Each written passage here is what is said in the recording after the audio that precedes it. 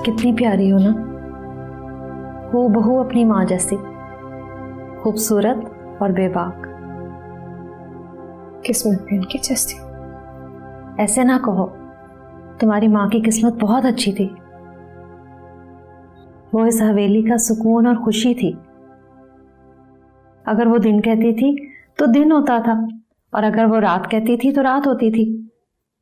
सब उसको बेपनाह मोहब्बत करते थे। तो क्यों मार दिया मेरी माँ को? क्यों? क्योंकि उसने बगावत की थी। उसने इस हवेली की दीवारों से बाहर झांक कर देखने की कोशिश की थी, क्योंकि वो ये बात भूल गई थी कि इस हवेली में रहने वाली औरतों की ख्वाहिशात को इसकी बुनियादों में ही दफना दिया जाता है। उन्होंने जो किया बिल्कुल ठीक किया, ये उनका राइट था। लेकिन इन बातों को यहां पर कोई नहीं मानता। यहां इस हवेली में सिर्फ और सिर्फ वो होता है जो सानी बेगम चाहती हैं। मेरी अल्लाह से दुआ है कि तुम्हारे साथ ऐसा कुछ बुरा ना हो।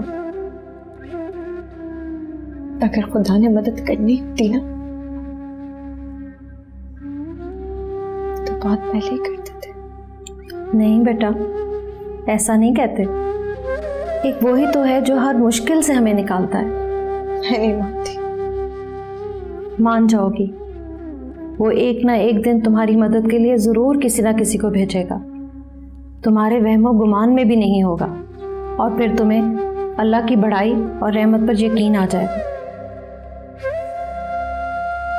अच्छा चलो, ये खा लेना, क्योंकि आज सब जश्न में मसरूफ होंगे। पता नहीं तुम्हें को पूछे कि ना पूछे। ठीक है?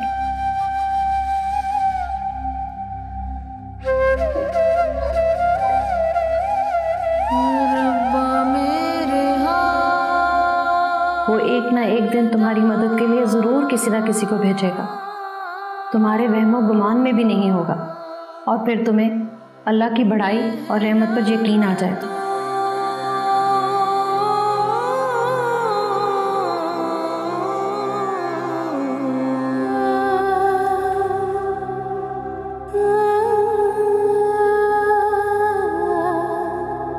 Mm-hmm.